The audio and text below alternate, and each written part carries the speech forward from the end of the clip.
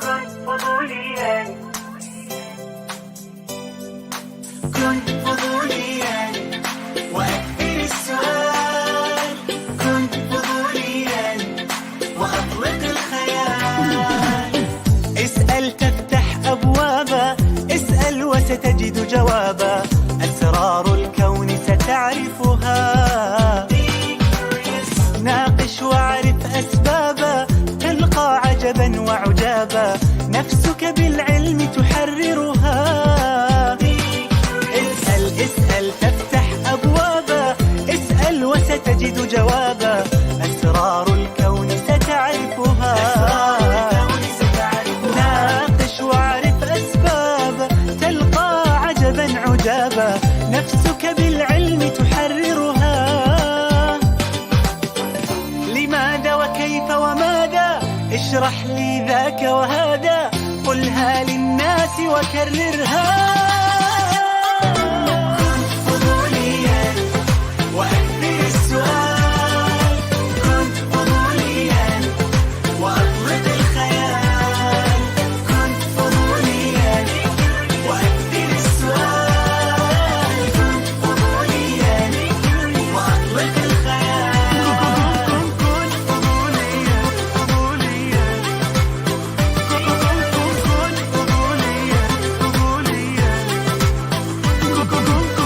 جيل يستفسر يسأل، هو جيل أسعد أجمل، يفهم دنياه يعمرها. لاحظ وابحث وتفكر وتساءل واسمع وانظر، فكك أشياء وركبها. جيل يستفسر يسأل، هو جيل أسعد وأجمل، يفهم دنياه يعمرها. لاحظ وابحث وتفكر وتساءل واسمع وانظر، فكك أشياء وركبها. لماذا وكيف وماذا، اشرح لي ذاك وهذا، قلها للناس وكررها. كن فضوليا وأكثر السؤال، كن فضوليا وأطلق الخيال. كن فضوليا وأكثر السؤال، كن فضوليا وأطلق الخيال. كن فضوليا، فضوليا، رككم كن فضوليا، فضوليا. كن فضوليا، كن فضوليا وأكثر السؤال، كن فضوليا، كن فضوليا وأطلق الخيال. كن فضوليا وأكثر السؤال، كن فضوليا وأطلق الخيال.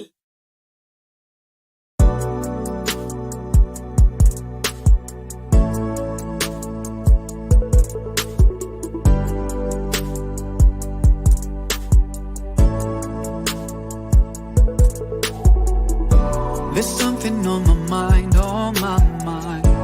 I just can't get it right, can't get it right. It doesn't go away, doesn't go away. Even though I try to ignore it, I just want peace of mind, I want peace of mind. I feel like breaking down time after time, and it keeps coming back, always coming back. Hey, all my life, doubting was a part of me. Day and night, I fight my insecurities, asking why am I, who am I just want some peace of mind. And the salam, ومنك السلام، تبارك يا ذا الجلال والإكرام. أنت السلام ومنك السلام، تباركت يا ذا الجلال والإكرام. Oh God, I need your peace, I need your peace. I still believe with hardship comes ease. Make the stress go away, go away.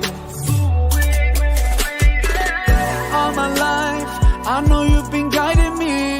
You're the one who knows my destiny. I'll be alright, I'm sure that you'll look after me. You know what's inside of me. And salam, wa minka salam. Tabarakta ya dhal jalali wal ikram. And salam, wa minka salam. Tabarakta ya dhal jalali wal ikram.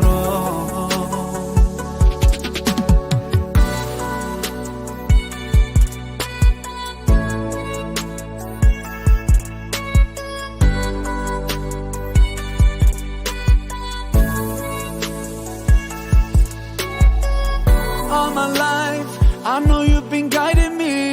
You're the one who knows my destiny. I'll be alright, I'm sure that you'll look after me. You know what's inside of me.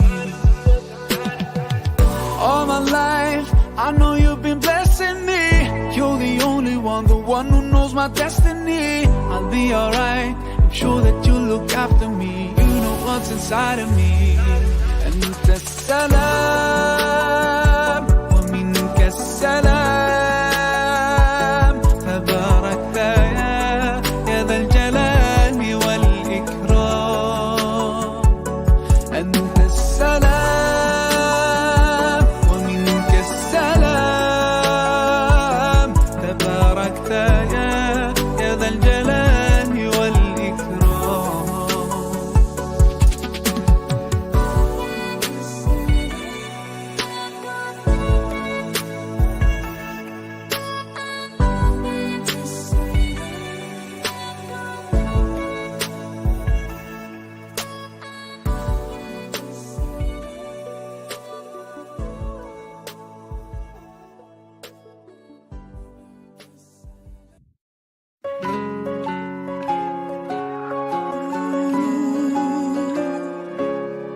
Telah ku mungkiri janjiku lagi, walau 1000 kali ku ulang sendiri. Aku takkan tempuh lagi. Apakah kau terima cintaku lagi setelah ku berpaling dari pandanganmu yang kabur karena jahilnya aku. Oh, mengapa cintamu tak pernah hadir subur dalam jiwaku agar ku tetap bahagia. Oh, tanpa cintaku tetaplah kau di sana. Aku tanpa cintamu bagai layang-layang terputus talinya. Telah ku mungkiri janjiku lagi, walau 1000 kali ku ulang sendiri. Aku takkan tempuh lagi. Apakah kau terima cintaku lagi setelah ku berpaling dari pandanganmu yang kabur karena jahilnya aku. Kasih darimu ku dambakan, oh Tuhanku.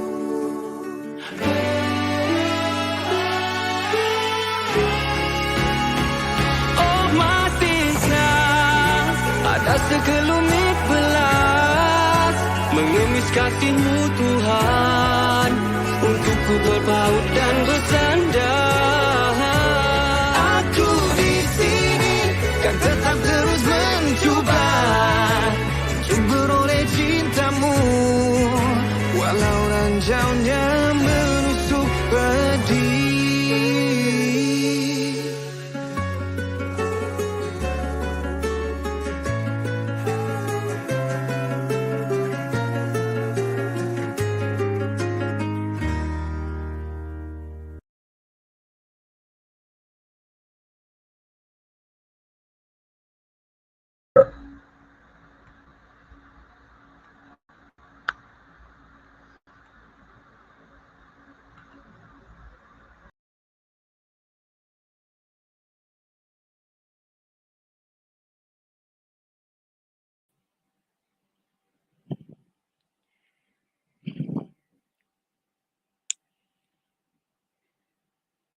Ladies and gentlemen, may I have your attention? The webinar is about to begin. Honorable Brother Muhammad Zaim Nur bin Zaini, an experienced volunteer for disabled students, Brother Ahmad Daniel Muhammad Sani, the first special needs student who graduated from International Islamic University Malaysia, distinguished guests, ladies and gentlemen. Good morning and Assalamualaikum warahmatullahi wabarakatuh. First and foremost, I would like to welcome everyone to this webinar. Today, we will be listening to a talk and sharing from our two distinguished speakers.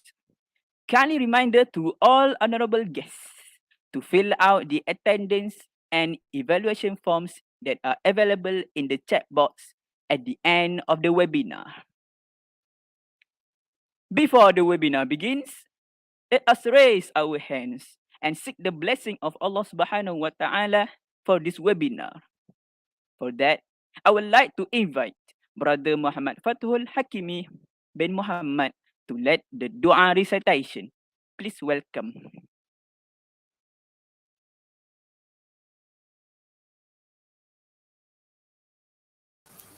السلام عليكم ورحمة الله وبركاته. الفاتحة. بسم الله الرحمن الرحيم. الحمد لله رب العالمين الرحمن الرحيم إياك نعبد وإياك نستعين اهدنا الصراط غير المغضوب عليهم ولا الضالين. أعوذ بالله من الشيطان الرجيم. بسم الله الرحمن الرحيم. الحمد لله رب العالمين والصلاة والسلام على أشرف الأنبياء والمرسلين سيدنا محمد وعلى آله وصحبه وبارك وسلم. Ya Allah, Ya Rahim. Praise be to Allah, the Lord of the worlds. Peace and blessing be upon our Prophet Muhammad sallallahu alaihi wasallam and his companions, and for those who follow his example till the judgment day. O Allah, on this blessed morning, in conjunction with the respecting science students, a choice or an obligation webinar, we beseech thee and are grateful towards you in favor of all the infinite blessing to us, your humble servants, to life a safe and prosperous life. O Allah, we seek your blessing for the flawless progress of this event. From the beginning till the end, we seek your guidance to steer clear of events that will be detrimental to the progress of this event. Ya Allah, Ya Latif wa Ya Rahman, please bless us with your taufiq and hidayah. Please guide International Islamic University Malaysia to greatness, peace, glory and prosperity in this world and the hereafter. Make us responsible intellectual. Grant us with valuable knowledge that will be beneficial to mankind in order to gain your mardatillah. Make us your righteous servants that follow your commands and neglect the sinful act. Please forgive us for our wrongdoing. Ya Allah, Ya Munzil al-Barakah, bestow peace to our beloved country, Malaysia. Preserve us from any threat and disaster, neither man-made nor natural disaster. And to you, Ya Allah, we ask for security and prosperity upon us, our leaders and our country. Bestow patience in us in order to face the challenges from you. Please, O Allah, accept our deed and please reward us eternally. ربنا عليك توكلنا وإليك أنبنا وإليك المصير. ربنا آتنا في الدنيا حسنة وفي الآخرة حسنة وقنا عذاب النار. وصلى الله على سيدنا محمد وعلى آله وصحبه وبارك وسلم والحمد لله رب العالمين. آمين آمين. Amin, amin, ya Rabbal Alamin. Thank you, Brother Fathul, for the dua recitation. Ladies and gentlemen, allow me to introduce the speakers. Our first speaker is Brother Muhammad Zaim Nur bin Zaini. He is an experienced volunteer for disabled students, was a CG Pelajaran Malaysia 2016 candidate in Sekolah Menengah Agama Nilai Negeri Sembilan Malaysia with the final result of 8 A's 1 B. Then he furthered his studies in Foundation in Laws at the Center for Foundation Studies, IIUM, and graduated with CGPA 3.60. Now, he is studying in the Bachelor of Laws at Ahmad Ibrahim Kuliah of Laws, ICOL at IIUM, with a CGPA of 3.06 as of semester 2, 2020-2021. Apa khabar Bro Zaim?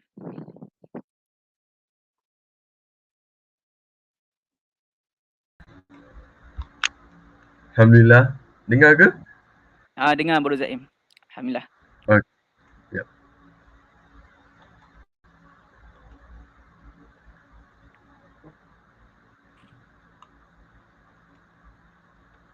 Sorry, ada problem sikit. Tak apa, tak apa. Alright, continue. Next, for our second speaker, his name is Ahmad Daniel Muhammad Sani. He is the first special needs student who graduated from IIUM. He got his first education at Sekolah Kebahasaan Pendidikan Khas Jalan Batu, Kuala Lumpur. He also get his second education at Sekolah Menengah Pendidikan Khas Tapak, Kuala Lumpur. Then, furthered his studies for diploma at Darul Quran Jakim, Kuala Kubu Baru. Lastly, he graduated from IIUM under Kuliah of Islamic Level Knowledge and Human Science, KIRKHS, majoring in Quran Sunnah. Apa khabar Bro Daniel? Alhamdulillah, sihat. InsyaAllah. Dah sarapan Bro Daniel? Sudah, Alhamdulillah, sama-sama. InsyaAllah. Mantap. Without further ado, I would like to welcome the speakers to deliver the talk and sharing. We will start with our first speaker, Brother Muhammad Zaim Nur bin Zaini. Alright, Bro Zaim. Nowadays, we see a lot of issues and cases involving special education needs, such as bullying, peer rejection, being underestimated, and so on. In your opinion, Bro Zaim, is it necessary to treat students with special education needs SEN with respect, or is it solely a matter of option? The floor is now yours, Bro Zaim. Please welcome. Okay, first and foremost, thank you to Mr. Moderator. I love his spirit. And thank you very much to the organizer for inviting me, especially the co-ed students for the class project. I believe it is very much a good awareness project for us to advocate more on inclusivity and also awareness on how we can deal and treat our friends with disabilities more appropriately and also through the appropriate means. So before I answer your question, I believe that we have a number of audiences that might not know what special education needs is and how it relates to perhaps to the context of the students in Malaysia, be it in the secondary school or primary school, and what more if we have students or community in our tertiary education on campus. So for starters, I believe that we have to understand that special needs education, especially those who are enjoining that is non-education student, it concerns with the group of students and encompasses a wide range of age from for at least from the primary school years until the tertiary education, concerning where they have two main issues mainly. So it consists two groups. Firstly, with the students that actually have learning disabilities, like we know dyslexia, dyspraxia, dysgraphia. So these groups are concerning more the learning disability like ADHD and also autism, among others, aside from dyslexia, dyspraxia, and also dysphagia. So another group of students that constitute the need for a special education wise is where the students that is actually a disabled students, that the students that have such disabilities. So if you want to know, because the way I'm sharing today, I'll try to provide a Malaysian context on how Malaysia treat the students with special needs and whether our education is actually top notch or accessibility to students with special needs. So in the end, I will try to answer your question. So in Malaysia, we actually, as of the current law that we have currently in Malaysia, we have 7 types of type of disabilities following the Person with Disabilities Act 2008, or known as PWD atau OKU. So under the atau KU, basically we have disability dari segi hearing, we have also visual disability, speech, physical learning, mental and multiple. So we concerns of seven types of disability, okay? The context where in Malaysia with time there's a shift or evolution on how we should be treating or put a narrative on the definition of disability. So the real issue is seven type of disability and relating to the issue of education in the existence of the normal education to the normal students have not been properly administrated and accessible to the normal students. Now we are dealing with the group of students, the main two, learning disorders and also the person disabilities, and how we can truly access in giving their right to education. Because we all know that more among of those that among the audience here, I believe that we are all privileged. Alhamdulillah, we all be given the opportunity to extend our studies up until to tertiary level, to which that we owe a responsibility to think about those who have not have such accessible education. So in Malaysia, I would say to understand the government context lah and how we can treat perhaps through the legislation of Akta OKU. And in reality, I found a website that actually provides a sum of the needs education in overview in Malaysia. So I would like to provide certain data. So in the year of 2010, there are at least 200 students with special needs that goes unidentified, and only a number of 2,000 to 3,000 students, and the numbers are declining over years, putting the context that they are entering schools or education which do not suit to their actually needs. So this can be stemming from many factors, societal issues, parental grievances, insecurities and whatnot. So these are the things that are the stigmatized that the society put that when it comes to special needs students, when they put into different classes, actually they are very much different for other students, but that's not actually true. But because there's actually a we have a number of 33 special needs schools in Malaysia that actually caters to all the seven types of disabilities, where the number of 33 students though is not geographical wide, is not really accessible to every special needs students in Malaysia. So we are talking about the suburban student, we're talking about the students in Sabah and Sarawak, and whether they have actually such accessibility. For instance, they have a learning disability.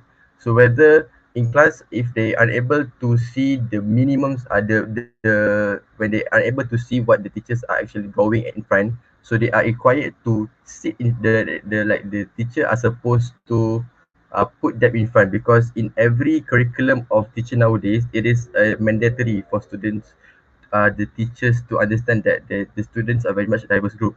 So in terms of SOP wise, I would say these students with learning disability, they need to be put in front, and to a certain extent, the teachers need to enlarge the size of the font, especially on the whiteboards. So these are the circumstances where the reality with the 200 students, 2,000 students in 2010, with 2 to 3,000 students only that are able to identify as special needs, with the amount of 33 special needs schools catering to 7 which is not accessible. So how whether they actually accessible or not lah to the students, and whether we are actually championing what has been mandated by the Akta OKU, because in the end we have this Akta OKU too. In clause, it's like Article 28 of the Akta OKU basically mentioned that it is the duty of every persons to support and facilitate the full and equal participation of special needs students in education by whatever means, no matter how long it takes. So this comprises a responsibility stemming from the primary school, secondary school, tertiary education, postgraduate diploma. So this is the Malaysian perspective that in providing access to to the students from the primary school up until the tertiary education. Because I believe that personally that okay, when it comes to primary school and also secondary education, we have a centralized system under the KPM, right? But however, when we enter the tertiary education, it is very much on the inclusivity and also the administration of such university to provide such, I would say, accessibility in terms of facilities, whether support assistance in terms of assistive devices, cash assistance to support the need of the students with special needs in their education. So given this whole circumstances surround context and also the context of especially on campus here as Alhamdulillah in IUM we have a disability services unit that actually caters to this kind of groups which puts them priority not only in terms of education but also in every aspect of their social life. So to answer your question, to treat them with respect, I believe that it is a common right or visual understanding that every human being in the world should be treated with common respect. But again, and also it is also mandated with the Quran and also now that how we deal with the habiliminderness in all aspects. But I wish to give you the perspective that perhaps when it comes to treat the person with disabilities with respect, you have to treat them or special needs students with appropriate knowledge and also practical skills. Because given yourself as a educator, I believe that most of the audience here are future educators. You will have a difficulty to understand the complexity and the spectrum of the whole seven disabilities, which we will not master in the first or second year of our own teaching and learning situation, especially after the pandemic. So after the pandemic, basically it shows us how inaccessibility of our education system, especially to these vulnerable groups. So the key point here that I would like to say, yeah, we all need to treat people with respect, but treating people, students with special needs is actually it requires an additional knowledge and additional practical skills on how the students can be a good educator without neglecting their needs and also wants and also their needs that actually can support them to be a good student later on. So all in all, by understanding on from the bigger aspect on how Malaysia is actually operating in treating in OKU, sadly I would say it is not much of a different for many years. They have been promising to abide the laws. Even the registration of the PWDs in Malaysia is very much problematic and accessible to financial system and whatnot. So in terms of the education, treating with respect is one thing. Again, with the additional knowledge, but again, the realizing their presence as a part of community is a bigger thing, because we all know that we don't live alone. Their existence is actually valid, and they actually an asset to the community. So respect goes both ways. So given the situation of all of this, it goes hand in hand lah, and how we view our view and support them actually as a part of community. So I believe, I hope it provides a good illustration on how the whole thing should be mastered. So I think that is all from you, Mr. Moderator. Apologies any of my lackings.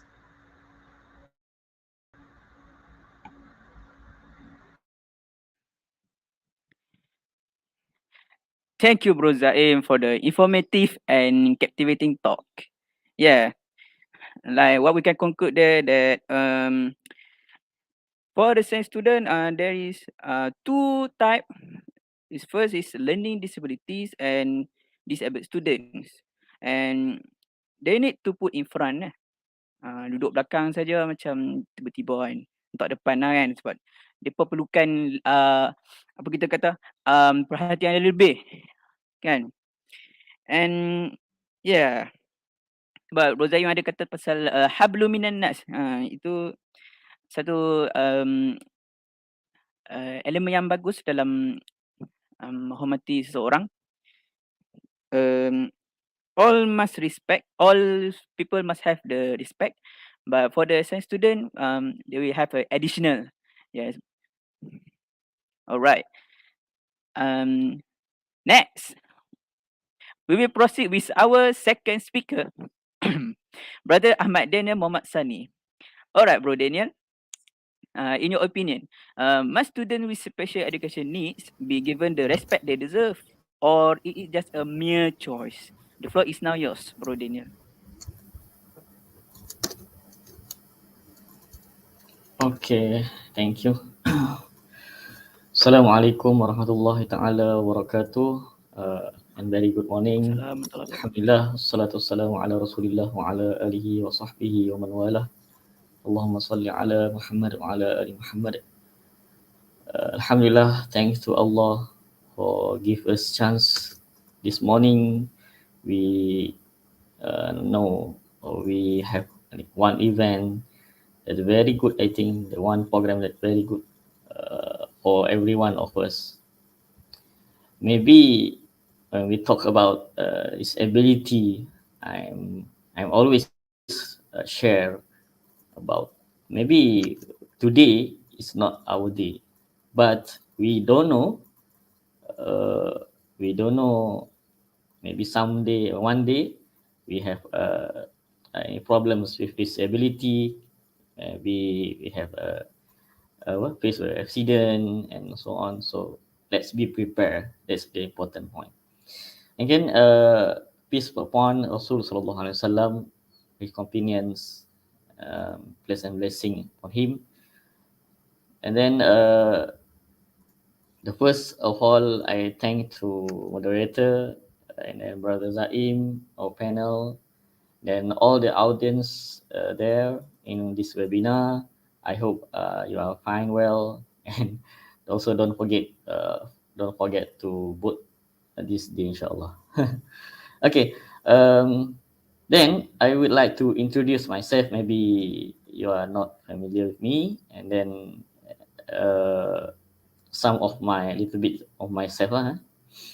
So actually, my name Ahmad Daniel Muhammad Sani, and then I am the third year now, in third year, second sem actually, in majoring in Quran and Sunnah. Okay, and then my disability is visual impairment, or you can see totally blind. Okay, I cannot see the light, and then the roads and other people also. So actually, my disability happened when I am 3 years old. So I have this disease, this like cataract. The name is cataract, and also saraf problem. Okay. So I am journey in operating or surgery. Do surgery 3 or 4 times, but the doctor confirmed that I cannot see anymore. So, and then I go to the special needs school, one only in Kuala Lumpur.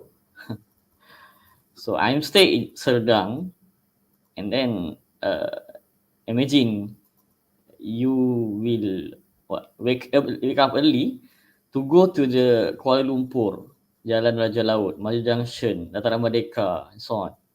So sekolah kebangsaan Pendidikan Khas Jalan Batu. Okay. And then after that, go to the primary school, go to the Sekolah Menengah Pendidikan Setapak, only in also Kuala Lumpur, only special need school for visual impact in Kuala Lumpur. We have also in Johor and Penang. And then after that, I'm go to the Darul Quran Jakim for memorizing Al-Quran, and also continue my study in diploma. Alhamdulillah. After that, I'm getting a job to translate the dictionary, Arabic dictionary, for we contribute to our student in Darul Quran. Okay.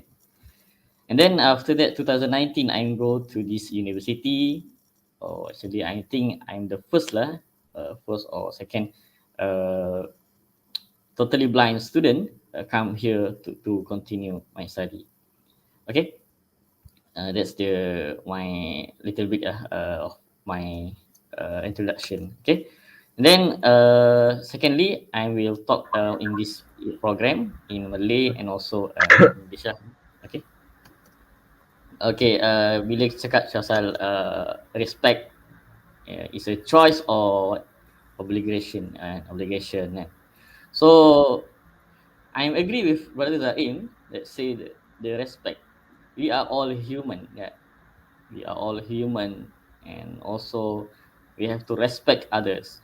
Hormat individu, setiap individu. Bahkan kalau kita tengok dalam Al-Quran, banyak sangat perkataan-perkataan, banyak sangat ajaran-ajaran. Sehingga kan kalau kita tengok sejarah Islam itu sendiri, banyak penghormatan bukan kepada manusia, kepada haiwan, kepada makhluk-makhluk yang kita tak lihat, tak boleh nampak dan sebagainya. So apatah lagi manusia yang dikirimkan oleh Allah Subhanahu Taala ini kan, dalam Al-Quran, walaqad karramna bani Israil. Dimuliakan Bani Israil tersebut. So itulah setinggi-tinggi makhluk, sebaik-baik makhluk. So it is the first point that I would like to say.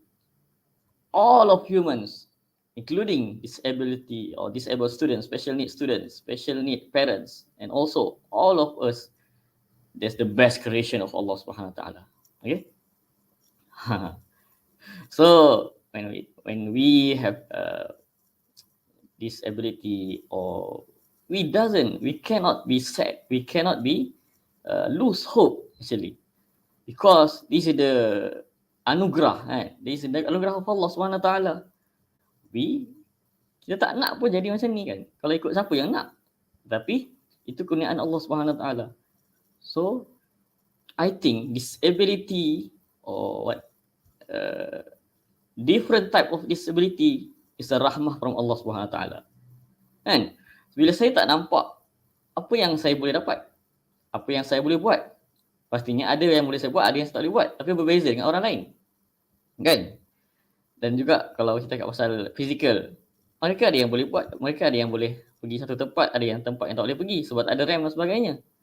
Tetapi yang penting yang kita lihat di situ, apa keistimewaan dia. Dia boleh pergi tempat-tempat yang lebih sesuai bila disediakan facilities lah kan. Dan mungkin kalau kita tengok autism pula, autism disability, tadi Brother Zaim dah terangkan banyak tentang type of disability. Autism, oh Allah Akbar, this is the best creation I think. They have a photographic memory. Maybe not all of them, but photographic memory. Yeah, you can search. Photographic memory, and then I think Allah give us lah the disability students or disability person.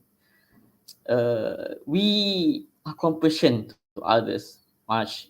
The sense of hearing, the sense of any sense of we can sixth sense, I don't know, but the memorize or the memory also. I think that's when we see my friend and all for them autism and so, their memory is long term I think. dia boleh ingat banyak perkara kan, lebih daripada orang-orang lain. Itu yang perlu kita tahu, istimewaan mereka. Percayalah, boleh tanya kawan-kawan kita dan sebagainya. Mereka ingat, ada kawan saya ingat tarikh dia pergi sana mana, dia pergi ingat tarikh dia graduasi, dia ingat tarikh, masya-Allah. Itu kelebihan pada mereka. So the respect there, kita cakap respect must be there.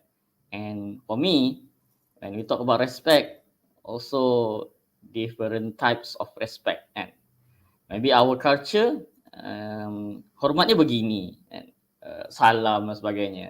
Okay, contoh kan. And then negara lain, other countries, respect may be different.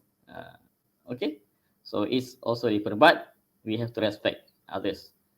And also, I emphasize, I like to share about their type of different types of respect kan, hormat yang berbeza dan sebagainya. Itu tadi Brother Ibrahim dah cerita tentang bagaimana how to treat disabled students, and also so this because these are many type of students, many type of disability. So not everyone can be treated in one type can be type of one respect, one treat or one ways. Yeah, for example, autism students, there are many types of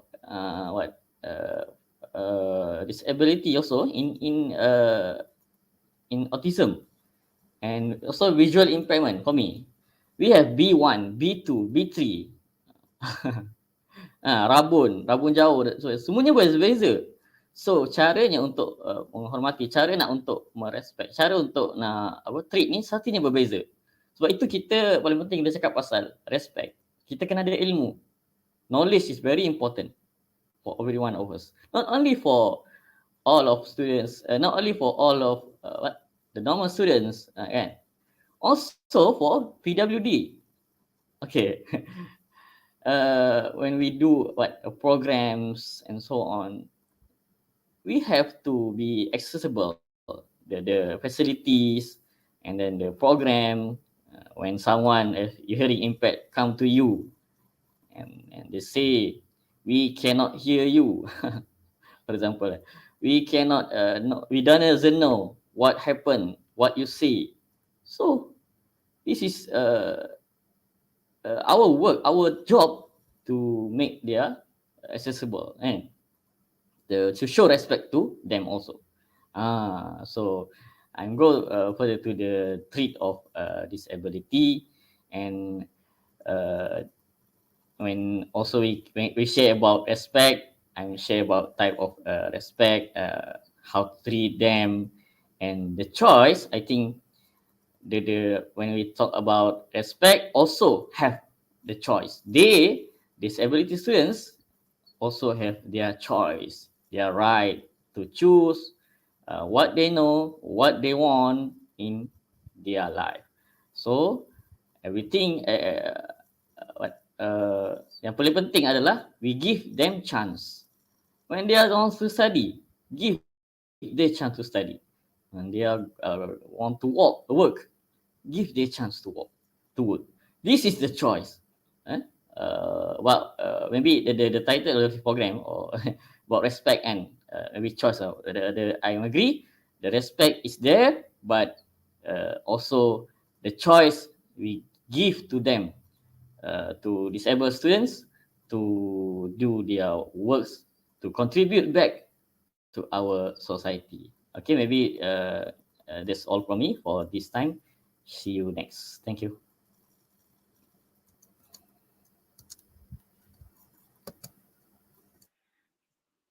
Thank you, Bro Daniel, for your informative and entertaining presentation. Yeah, sangat menarik ya. Ada apa? Get a job translator. Wow, itu satu benda yang sangat bagi saya tinggi lah. Kan? Lepas tu Bro Daniel juga ada kata all human must have is respect because it is the best creations of Allah Subhanahu Wa Taala. Ya. Dan ada Bro Daniel cakap pasal hormat. Hormat ada banyak jenis. Wah, bos saya tahu. Hormat ada banyak jenis. Negara dia, setiap negara lain-lain cara hormat dia. Kalau kat Malaysia macam mana cara hormat dia? Ataupun kalau negara-negara lain, macam kalau dekat negara England ke apa ke, mungkin cara dia hormat baling bunga ros, baling kan. Kalau tengah buat persembahan kan, baling bunga ros tu, baling kan. Itu setakat yang saya tahulah kan. Lepas tu yeah, the censor must give a chance, ya. Peluang seperti mana dikatakan oleh siapa nama penyanyi tu? Nabila Razali ya. Peluang kedua. Ini peluang kedua tak ada, peluang pertama pun kena bagi dah. Masya-Allah, hebat Bro Daniel. Okay, so I would like to return the floor to our first speaker, Bro Zaim. Okay, Brother Zaim. I'm amazed and intrigued by your involvement in assisting science students. This satisfies my curiosity about some of your unforgettable memories with them. Given your participation in so many science student programs, what was your most memorable experience, Bro Zaim? You may share it now, Bro Zaim. Okay, thank you, Brother Moderator. And also, I wholly agree what Brother Daniel had mentioned previously in regards to respect and how we treat and we must treat person with disabilities lah. Okay, I'll interchange the term of SEN and also person with disabilities throughout my session. Okay, unforgettable memories. Okay, that's a lot.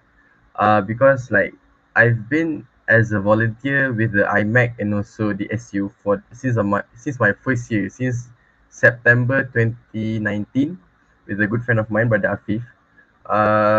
I've been assisting quite a number of students, disabled students from like Daniel. I've also assisted Daniel bringing him to class, teaching him how to walk around economics, to bring him through the tactiles and whatnot. And I've also assisted. I basically like I'm the standby guy, like 24/7 in any cases outside of our office hours. So I've assisted wheelchair users, I've assisted blind students, I've assisted hearing impaired students, I've also assisted um, students with learning disabilities like autism and also ADHD. I have I've received a training on how to properly guide the blind student. So in regards to the unforgettable memories, just to put into context that there's a lot of unforgettable memories, and honestly, my unforgettable memories is not the ones that might be seem to be pleasant to share with you guys, because I believe that it's the hard times that actually built me as a volunteer, and most of the time it's very much a challenging and excruciating task, because switching from assisting from one type of disability to another, you can never expect on how or what or whether you have actually contributed or assisted in the right way. Because in the end of the day, I always have this conscious or notion that I'm afraid that I would be triggering whatnot lah. So in my story, I would say I've assisted one good student. He's an autistic student. He's currently a master student. If you know this one student, that's very good of you. So I don't want to disclose any names, but my unforgettable memories with him is actually what deepens my interest in volunteering, and actually that forces me, paksa saya untuk belajar lagi dan terus belajar supaya I don't neglect any part of his disability atau his autistic punya traits. So what happened? It is during the PKP. He was on campus, so there was not. I think it's the during the second PKP. There's not much student on campus. I was staying in Mahala Usman. He was staying in Mahala Farouk. So there's one night. It was quite a amazing night lah, like juggling here and there. I received a call from Property. Zaim, awak dekat mana Where are you? Boleh tak, can you go and check on this brother, because he's not responding to my text. He's not picking out his phone. And at that time, he was staying alone in his block. So there's no one else in his block. So Prof asked me to go check out on him, because throughout his Facebook posting, it is expected that something might have triggered him to go to have a meltdown. So I think that night was around 11 p.m. 11. I think I arrived around 11:05, 11:10. So the moment I arrived to his room was locked. So as a common courtesy, we would knock the door lah. Okay, panggil brother boleh tak buka pintu, ni Zaim ni. Okay, but almost for a period of 20 minutes to 25 minutes, almost half an hour tu, there was no response for him. So we come to the conclusion that okay, he like when we call his phone, he stay in his room, but somehow he's not able to answer his phone. So we come to the conclusion that, oh, actually he's having a meltdown, he's having a tantrum, so he's having this circum emotion that he's unable to comprehend, because autistic students atau autistic people ni, they accept things as it is tau. So maksudnya macam they won't understand our double meaning, they won't understand our cynical smile. If they see us crying, they see us crying. For instance, autistic students ni, when we are graduating lah, this is like a real life issue baru je hari tu. when we are graduating, we're supposed to be happy. But again, why in their minds, when you're happy tapi you nangis, why you're crying? So there are the things that as an autistic student, they're not able to macam understand why this sub complex emotion of the students.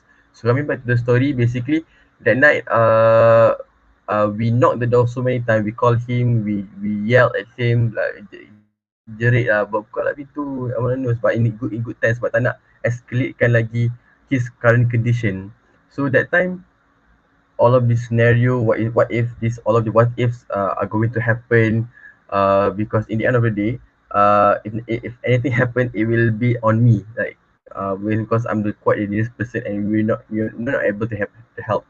So that night I called a few person, called the principal, called the awesome, called the prof to look her in, and then awesome came, and just before awesome barged into his room, we managed to get him open the door, and it turns out he was actually having a meltdown, and luckily nothing physical traits, nothing physical harm was happened to him lah.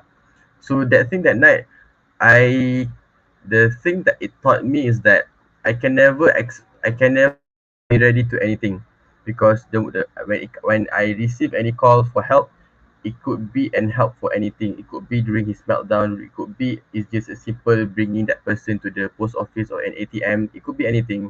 So the need to be ready to has forces me to come into trainings to learn the complexity of this for me to able to assist them better, and not only to assist them better, but how can in certain aspect of their life I'm able to help them better.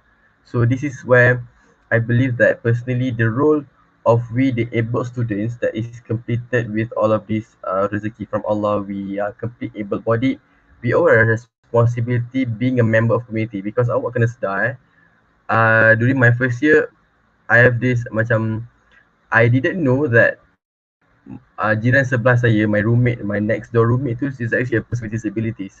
So back then I feel like I was so ignorant that I actually leave a person yang macam need my help at that time, but I haven't figured out because I wasn't given this much exposure, involvement in such issue. So it could be anything that it teaches us supposedly to be more understanding and get to know our community, the nearest one lah, no need to go to jauh-jauh pun actually. So this memory, aside from the good memories of going to conferences with the ministry, site visiting with other, and having the first-hand experience with talking with the vice chancellors on actually how we can introduce the concept of inclusivity that we have in UIA, and for them to take approach and implement in their own universities. So I believe that personally on me engaging in the issue of disability on campus and with the disability services unit, it gives that platform and opportunity for me to go not only to macam learn contoh sign language kan, but lagi sign language for blind students and whatnot, blind students pula, for certain students. So this whatever unforgettable memories, be it good and bad, it should have taught you something, because I believe in the end of the day, as much as common, disabled students are in the sense of a normal person, they all have good and bad people.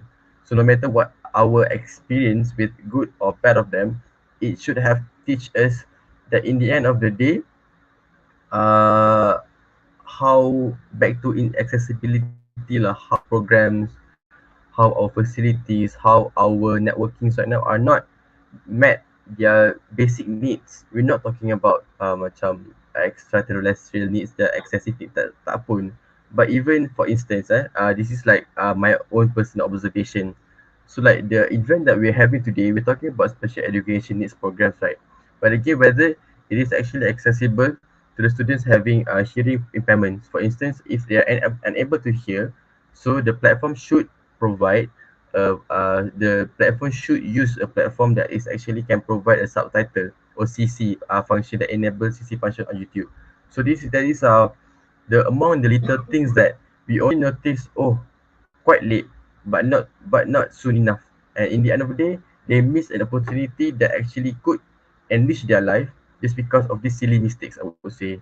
So this, be it the mistakes or inadequacies or inaccessibility comes from both sides, but a bit for the systemic side, and also our role as a grassroots from the role of normal students. So in the end of the day, all in all, I would say uh, memories of disabilities are very good and bad. Uh, Personally in UIA has given me a lot of opportunities and also give me an eye opening lah to be more understanding, to be more a lot more patience, because you will feel exhausted even if you're not caring for a person with disability. If you're caring for an elderly, you will feel exhausted. So my takeaway personally for you guys, in memories, you try to understand them lah. And if you're unable to assist, then then tell so. Then someone that is might more be appropriate will help you out. So I think that is from me my answer for your question, Mr. Moderator.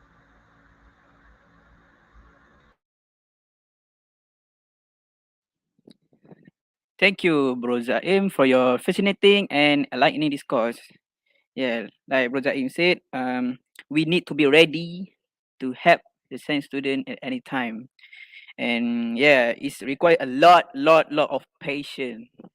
Yeah, it's a what you call a challenge to that Bro Zaim must face. Yeah, to make. Yeah. All right. Following that, we will hear from our second speaker, Brother Ahmad Daniel Muhammad Sani. Alright, Bro Daniel. I already addressed various problems concerning science students, such as bullying, peer rejection, being misjudged, and so forth. For that reason, Bro Daniel, I'm keen to know if you have had a teacher at school treat you unfairly or differently than other students, or ordinary pupils, depending on your experience and how you feel about it. Please welcome, Bro Daniel. Okay, thank you for the questions, Mr. Moderator. So just about the questions about the teachers, when so it goes to the special need lah kan, special need school, when how they get education and how they enter the school. I will give you, share with you some of reality that happen in our country.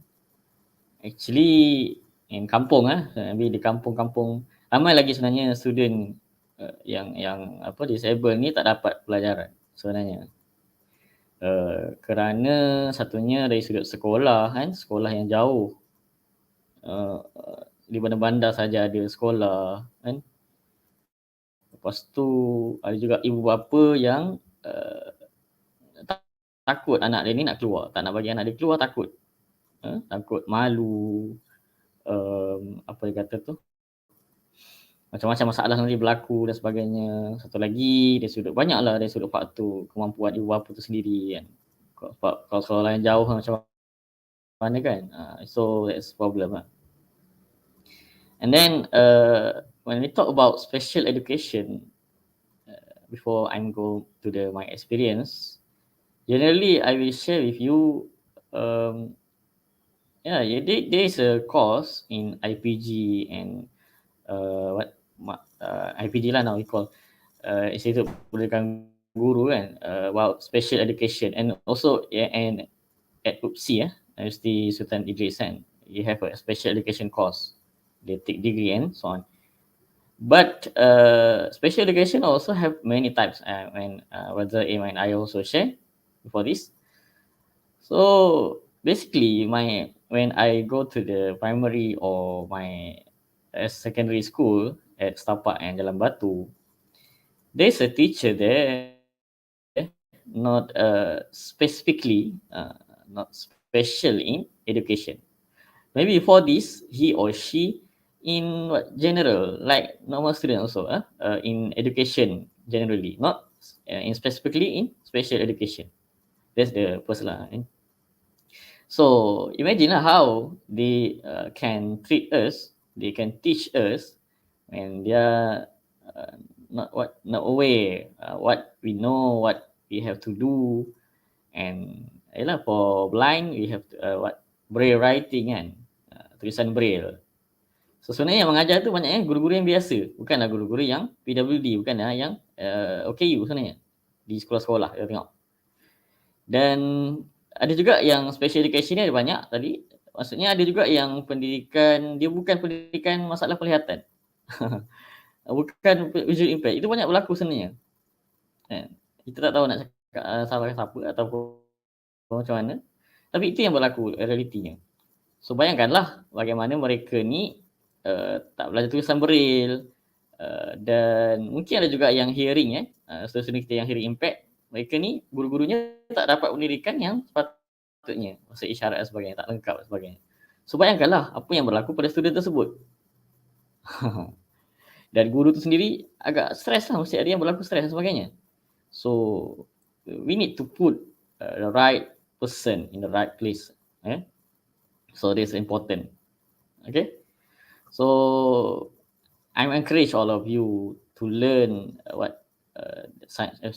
for example, special sign language, braille writing for your preparation in future. We don't know, and also when you talk about education, we have to our system of education actually have to accessible in facilities, and school also so must be prepared RAM.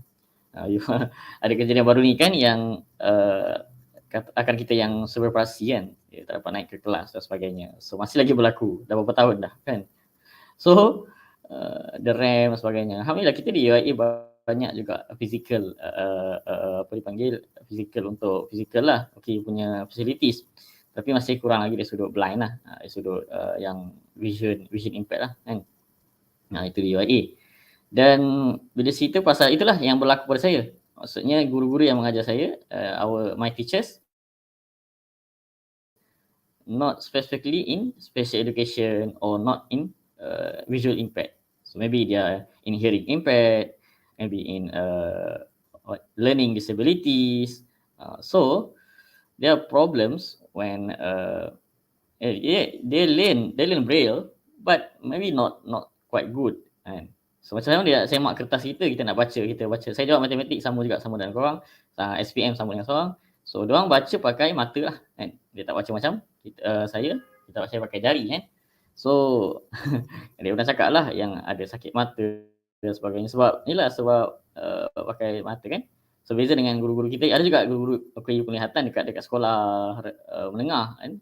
So mereka lebih faham sebab itu yang berlaku pada mereka kan. Dia guna tulisan braille dan sebagainya. So lebih mudah. Dan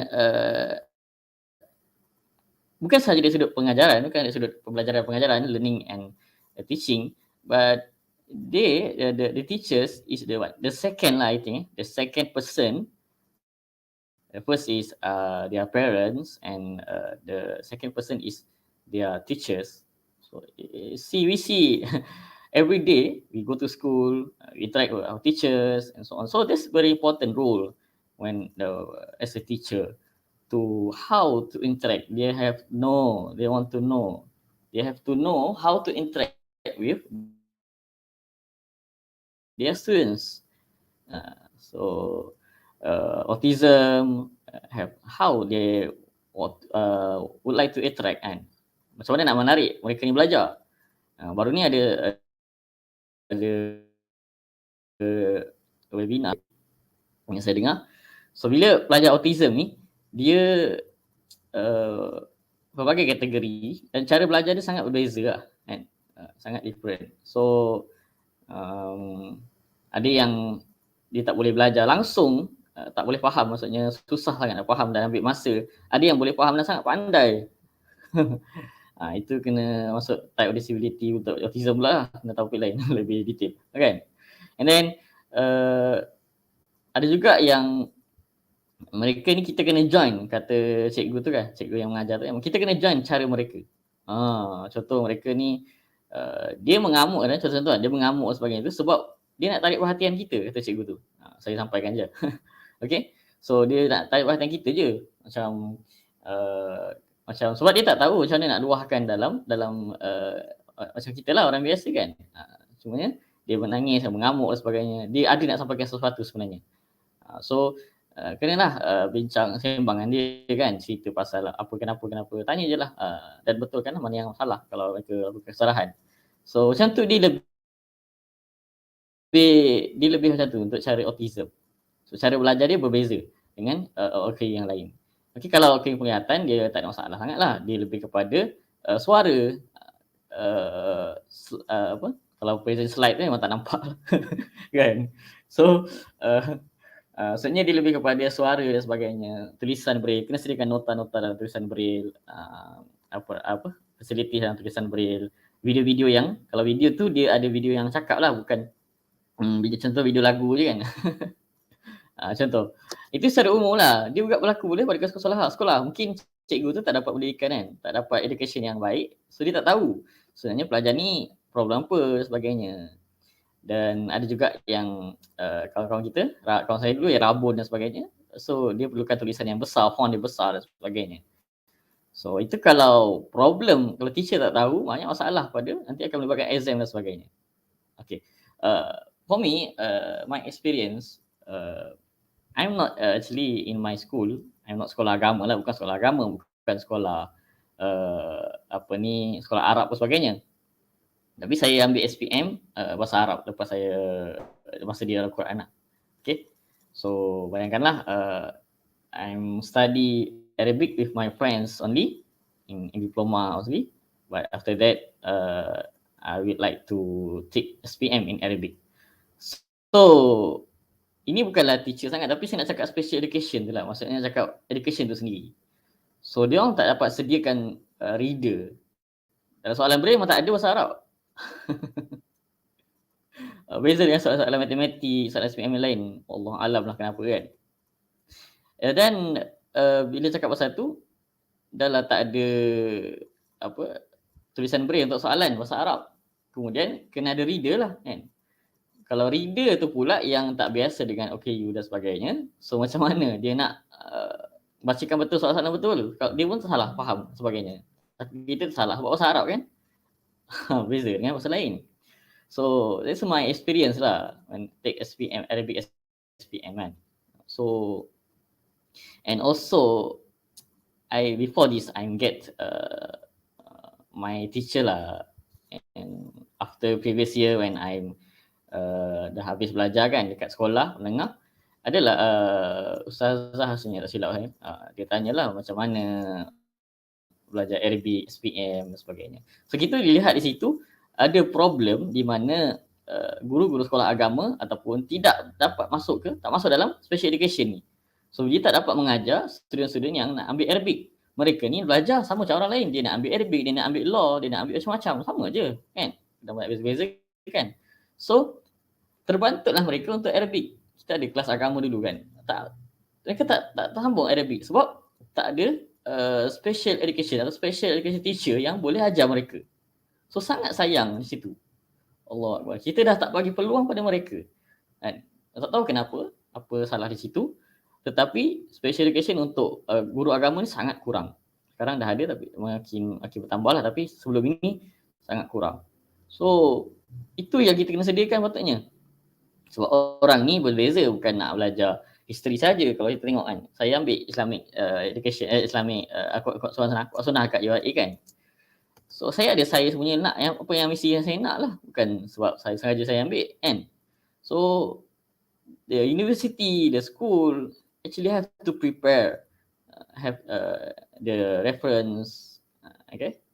And also masa saya tu dah tak adalah buku pendidikan Islam dalam buku teks, tak adalah bahasa Melayu, tak ada. Bahasa Melayu pula, maaf. Tulisan braille, tak ada dalam tulisan braille. Macam mana saya nak baca buku teks masa tu? So kita mengharapkan nota daripada teacher je, mengharapkan nota daripada cikgu-cikgu je. Okay. So that's the big lah problem I think.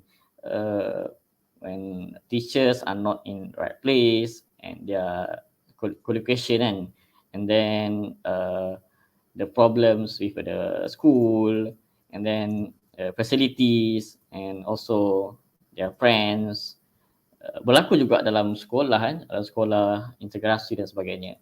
isu tu, isu yang moderator sebut tadi, pembuli dan sebagainya. Walaupun dia campur tu bagus dah kan, kalau integrasi dia belajar sama-sama dengan kawan-kawan yang maksudnya ada inclusivity situ, tetapi berlaku juga bully dan sebagainya.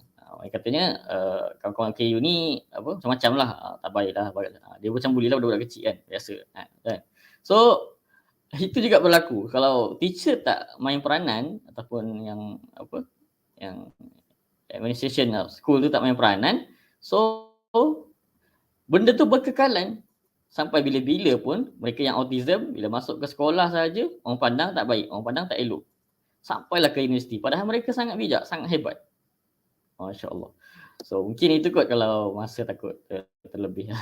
Sorry. Okay. So I think that's all my experience, my sharing. So we see in next thank you.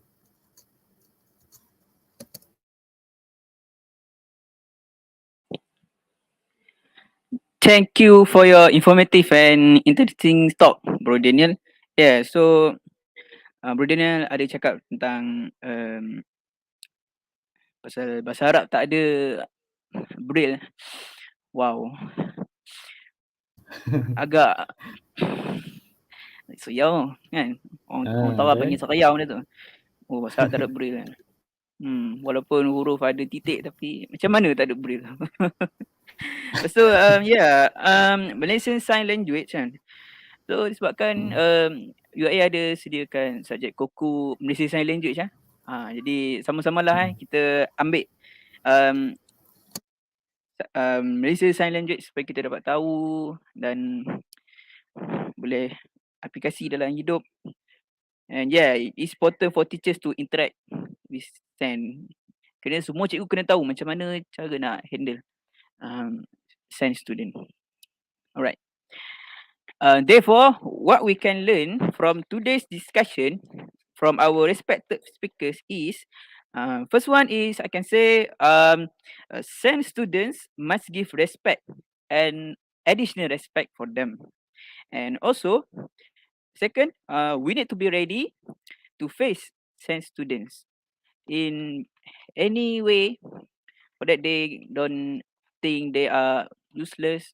So we must have the ilm knowledge to face them, right?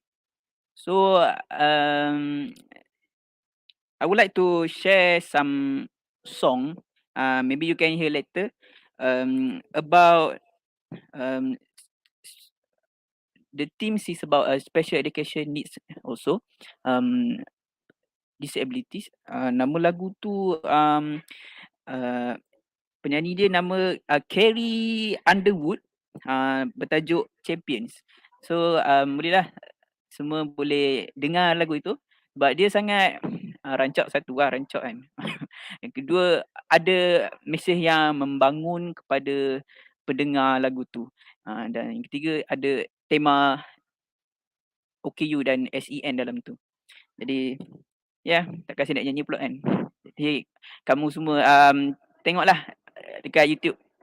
Ada je lagi tu, tak kena delete. Alright. Kindly reminder again to all honorable guests to complete the attendance and evaluation forms available in the chat box. Now, ladies and gentlemen, we will begin the Q&A session. Those who wish to ask questions to the speakers should do so in the chat box. Remember to include your name. Any questions?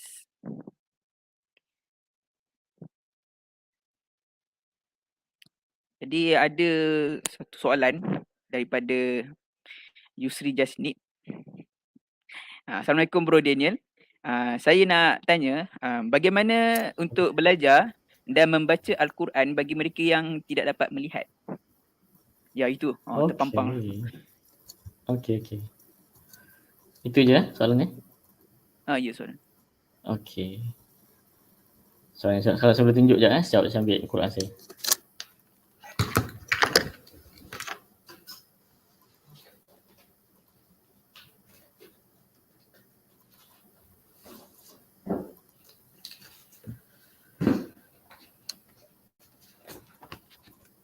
Nampak ke tulisan dia?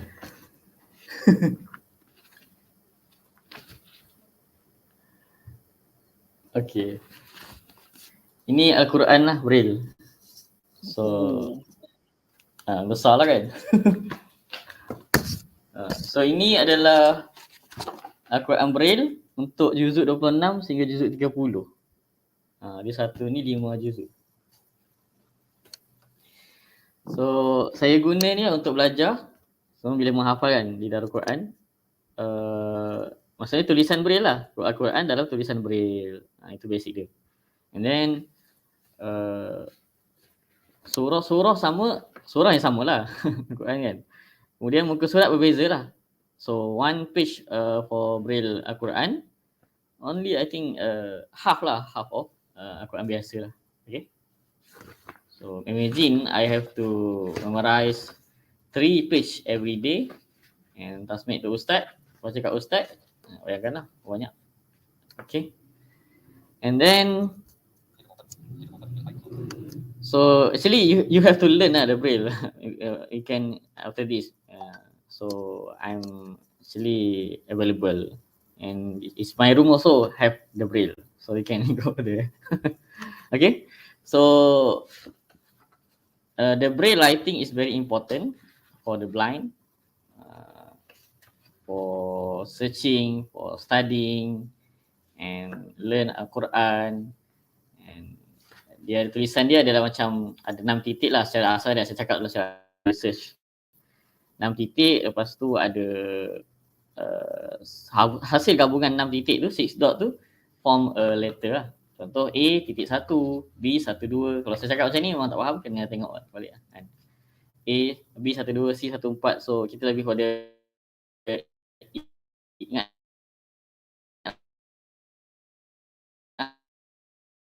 hafal lah. Okay. So pakai yang sama. So that's my answer. Thank you. Terima kasih Bro Daniel. Wow. Nampak macam buku assignment tinggi besar, ada ring. InsyaAllah. Seterusnya ada soalan daripada Aini Amri. What are your hopes for future teachers who will teach students with special education needs? Mungkin Bro Zaim mungkin boleh jawab.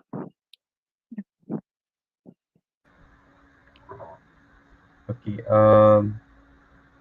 I think since we are all addressing to the future educators, perhaps cikgu kepada bakal anak-anak saya kan, mana tahu anak kita semua. Hope saya when it comes to special needs of education ni, I'm not sure how well you are macam teach dekat kelas, tapi the most important part, theory is one thing, tapi practical is another thing. So in order for you to actually macam memahami the real issue, adalah kita sendiri yang mencemarkan tangan kita menyantuni mereka. Tak kisahlah disability apa pun. Dan kalaulah if you ever have the chance to teach a student that is actually special needs, that's very much a good opportunity for you. Sebab I think that is a bit of character development and additional points lah in terms of your teaching skills. So teaching special education needs ni, dia tak, kepentingan dia tak lari jauh pun daripada ajar budak MRSM ke, ajar budak sekolah tinggi-tinggi ke, tak. We all are teaching a better and most importantly a students that actually more deserving of our assistance. So the hopes that saya sendiri nak buat lah, sebab cikgu ni dia ada satu role besar untuk destigmatisekan student kepada stigma orang OKU macam mana kat sekolah yang tak boleh kawan. Oh dia ni buta, oh dia ni tak nampak, dia tengok jalan tempang, ingat tu dia slow lembab dia belajar, tengok tu baca pun tak boleh kat depan tu. So cikgu-cikgu ni lah yang kena menjadi ejen perubahan, ejen pemangkin masyarakat, memberi satu pemahaman ataupun naratif baru macam mana kita menyantuni orang OKU ni, especially dalam pelajaran. Dan macam manalah tahu nanti later on kan, sebab saya ada cerita-cerita yang bahawa satu masa nanti orang OKU ni mungkin dah tak wujud special sekolah khas yang untuk mereka sahaja. Mungkin mereka boleh belajar sama-sama dengan orang biasa sebab kurikulum education atau pendidikan tu sendiri dah inklusif untuk semua orang. So cikgu tu ajar satu subjek yang sama tapi melalui accessibility, akses yang boleh akses kepada semua lapisan masyarakat, semua lapisan orang, baik kepada able student ataupun non-disabled student. So saya faham yang being a teacher nowadays is very much a humongous task, not only for the clerical work but also you have to jaga class and whatnot. That's very much true punya concern lah.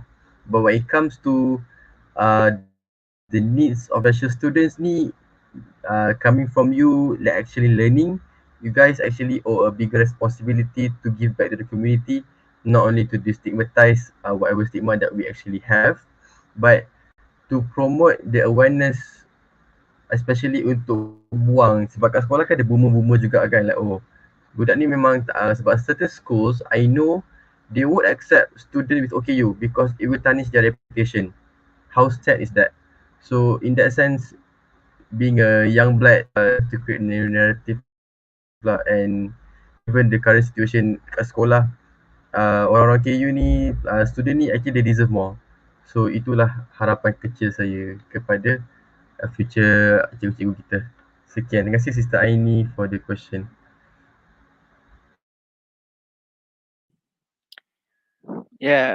Thank you, Bro Zaim. So so teacher is must promote the awareness for all student. Sebab kata Yusri Jasdi dalam chat box, teacher is a healing agent. Okay, kita tengok soalan seterusnya. Soalan daripada Aina. How long does it take to learn Braille, Bro Daniel? How long does it take? Bro Daniel. Okay, that's a good question. Thank you. How long? Actually, it depends to individual lah. So for me, I'm studying Braille rewriting when I'm tadika lah. Tadika lagi darjah 6 pula. Umur 6 tahun belajar sikit-sikit, and then darjah 1 standard 1 belajar lagi detail lah tentang Braille. So when we come to Braille writing, the important is theory and also practical. Kita tak boleh cakap dot ni macam mana, dot ni macam ni, memang tak faham. So yang paling penting kita kena ada Braille tu, machine tu, dan kita buat sendiri, type sendiri nama kita, tulis sendiri apa yang kita nak tulis, A, B, C, D, E, ulang setiap hari. Saya ulang benda tu. Setiap hari buat ABC je. Saya dulu sekolah rendah kan, buat untuk writing Braille kan. A, B, C, D sampai Z. Ulang sampailah kita dah ingat tulisan-tulisan tu, dot. Jadi lebih macam tu untuk Braille. So tak pelik pun, tak mustahil pun. Yang sama-sama kawan-kawan kita yang lain pun boleh belajar Braille juga. Sebabnya cikgu-cikgu saya pun dulu cikgu yang biasa lah, bukannya yang OKU sebagainya pun. So mereka baca pakai mata, so tak ada masalah. Yang paling penting kita nak ramaikan lagi orang yang boleh belajar Braille, dan mereka tahulah apa keperluan-keperluan yang sepatutnya untuk penglihatan ni lah. Okay. Dan bila cakap pasal Arabic ke bahasa lain pun, dia konsep yang sama, dot yang sama, cumanya konteks yang berbeza, itu je lah. Okay. So the time is within with us lah. Bila kita rajin, bila kita nak dengan cepat lagi, insyaAllah boleh dapat dengan bagus, insyaAllah. Terima kasih. Thank you Bro Daniel. Within us Okay, soalan seterusnya, soalan dari Siti Nur Fatihah. To Brother Zaim, do you highly recommend more students to join the volunteer program just like you did, and why? Okay, I think that's a good question. Thank you, Sister Siti. Coming from me as I would say I would describe myself a very crazy active student since my foundation days lagi. But the important thing is to find a target group that you wish to continue and contribute lah. So like in my case, I have decided to contribute to the OKU too back in my first year. Although back then it's not much of I have less awareness time with the constant engagement and whatnot. There is a benefit a lot. There's a lot of benefit to be reaped out from such volunteer. So especially like the first year students, the second year students, right? So it is important you can like we all can join banyak sangat society at one time, but in the end there's only a few society je or few principles or values yang will keep us latch kepada certain society. So I will spare the discussion pasal okay how volunteer programs can actually benefit you and whatnot. Sebab in the end of the day, it diikutkan diri awak, how you want to manage your time, your contribution, but at the same time, you are not left out kepada isu-isu kemasyarakatan yang real life issue yang orang kemungkinan jiran sebelah awak sendiri rasa. So to contribute or to volunteer is actually to santuni orang sekeliling kita terdahulu. Dan personally bagi saya, dekat UAE ni banyak sangat peluang untuk buat benda tu. Awak nak peluang untuk orang asli ke, orang OKU ke, orang mualaf ke, orang bukan non-Muslim ke. There's a whole lot of opportunity out there, especially in UAE for everyone here, each and every one of us to contribute. So yeah, I highly recommend, but you really have to know your capacity, you really have to know your ability. Assignment jangan lupa, jangan jadi free rider, apa lagi. So benda-benda penting lah situ. So saya rasa, yeah, coming from me, I advocate for more people to engage and connect yourself with the real life issue lah. Isu masyarakat, isu welfare ke. Supaya kita actually membuat perubahan dalam hidup seseorang tu. Okay, sekian. Thank you sister for the question. Alright, thank you Bro Zaim. Alright. Kita teruskan lagi. Ada soalan daripada Nurul Arifah. Oh, ini bekas presiden Bekso ni. Thank you to all speakers, moderator and organizer. I like to ask if Bro Daniel or any of our special friends have any difficulties to adapt with online digital learning during and after COVID-19. Yeah, it's interesting question. InsyaAllah. Okay, thank you for the questions. Okay. The question is about online problem and difficulties in learning in online. Okay, if you ask me about learning with online, especially in PKP lah, MCO, for me it's good for me actually because in IIUM I have to tell this and I want to go to any place because the IIUM university not inclusive actually for especially for the disabled lah, like me, visual impaired. So I have to depend on volunteer. Bring me to the class. So it's different when I'm at Darul Quran. I'm studying at Darul Quran. So I will go by myself. But now, when I want to go to the class, sometimes to cafe also, I have to bring a volunteer to help me. Okay, that's the good. So online, we just open the laptop and then open the phone. And I'm actually also, before this, alhamdulillah, in my primary school and secondary schools, I'm also involved in kita ada buat project lah, virtual SMPK interaktif dia panggil gitulah, virtual untuk handle Facebook sekolah, untuk handle IG, Twitter, and then I handle email group masa tu kan. So itu pengalaman yang sangat berharga yang saya dapat dengan kawan-kawan untuk guna dalam saya punya online learning. So it's very important for everyone when you talk about learning online learning.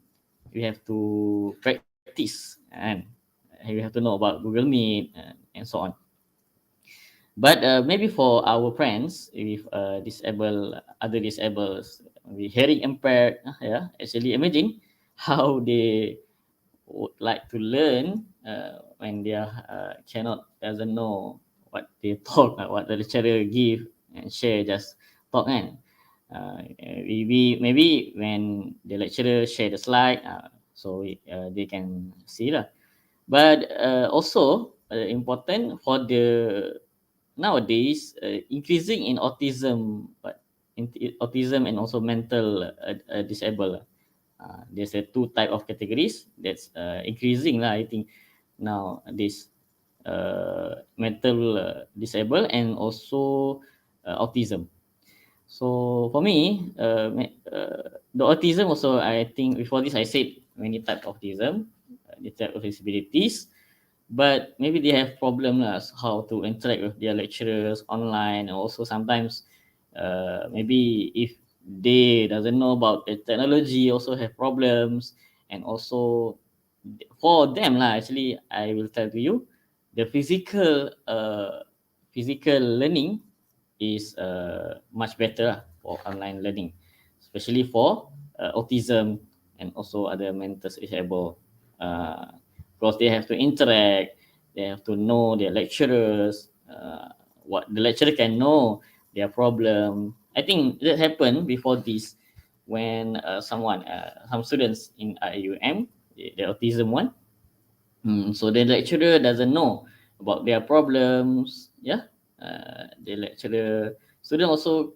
cannot express their questions and their problems to their lecturer. So for me, the online learning is good, but not for everyone. Okay, thank you. Yeah, thank you, Bro Daniel. Yeah, online learning is good, but not for everyone. Yeah, open laptop, boom, graduate. Alright. Others question from Dewi Suryana. To Brother Zaim, can you share with us a hidden gift that may be found by working with someone with difficulties? Proceed, Brother Zaim. Okay, thank you, Mr. Moderator, and thank you, Sister Devi Suryana, for the question. I think for this kind of question, it only takes the people who experience such encounters able to share lah. And I think in my fellowship, I'm able to share my experience in two ways. First and foremost, in towards internally to myself and also externally. So I think externally, when I first dive into this whole world of disabilities, I've never thought there's so much potential in the sense that there's so many potential that our okay friends can actually do. It's just that maybe the mainstream media they're not getting enough of. Actually, like in terms of the professorship, we have actually a few professors that is actually disabled, but they manage to excel at same par as the able persons. So the difficulties that I've personally witnessed with certain professors and also certain people is how they constantly motivate themselves to on pursuing in life. Although there's a like a systemic error, systemic barrier that actually did not met their needs everyday life. So imagining you live in a country, you live in a place, you live in a building actually that do not provide adequate access to you as a person, but actually over time you manage to get bypass it. But the real issue here is not how the OKU students atau OKU people manage to go by it, but it's how yeah, perseverance is one thing, but it actually address the real issue whether we are actually accessible and we are actually championing their rights or not lah. So their motivation is one thing, but personally for me, I don't think they should prove too many things just to show that they're actually motivational, courageous. It's actually the systemic barrier, an attitudinal barrier that did not provide such access to them to a point that they need to present themselves. They need to give to make themselves to portray themselves as someone that is so strong for people the community to validate. So that is so sick. That is so macam that's not right how it should be lah. So being in this community, the gift that I would say is that the gift that people actually can do better when they have these abilities, and this comes back to my own personal introspection. When the end of the day, I believe that it first, like I said before, it teach me so much sabar, because handling with the multiple of disabilities students is actually, it tests your patience and your limits, whether you actually willing to do things with your own capacity after a long day, and he or she wants you to help him or not. At the same time, whether you are actually do things so with a clear intention, sincerity or generosity or not lah.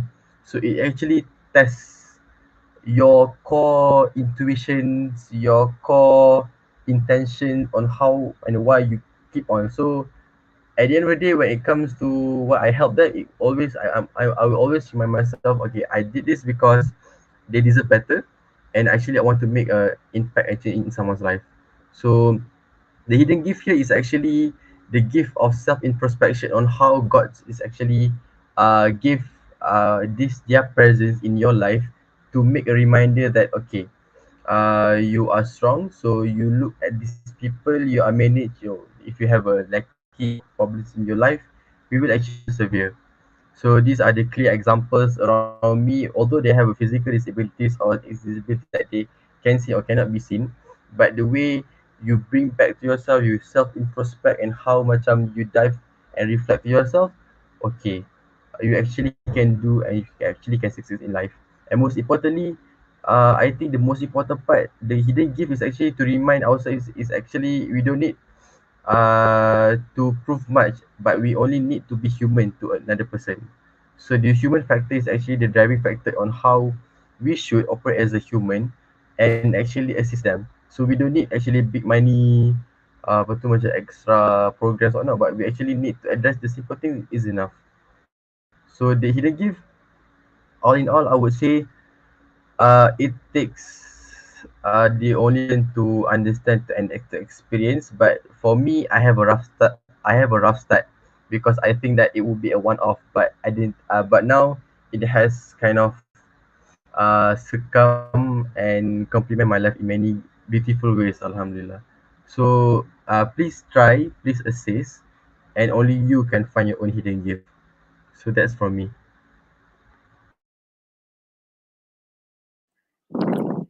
Alright, thank you, Bro Zaim, for the speech. Mm,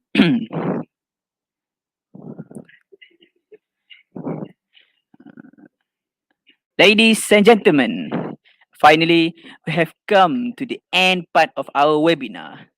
We would like to thank the speakers for the enlightening and absorbing talk, and the audience for your active participation. Hopefully, this webinar will be beneficial to everybody. Kindly reminder again to all honorable guests to complete the attendance and evaluation forms available in the chat box. Thank you for your attention. Assalamualaikum warahmatullahi wabarakatuh. Okay, so kita teruskan dengan sisi bergambar. Sisi bergambar. Boleh, boleh. Okay, pause. Mana jangan okay, ya. Okay, 1, 2, 3. Alright. Thank you, Okay, everyone. Thank Thank you, you. Daniel. Yeah, thank you Bro Dania, thank you Bro Zaim. Welcome. Thank you, Welcome. education. Thank you. All the best, future educators. InsyaAllah boleh. InsyaAllah. Tak ada apa dah, sebegitu. Tak apa. Thank you Bro Zaim. InsyaAllah.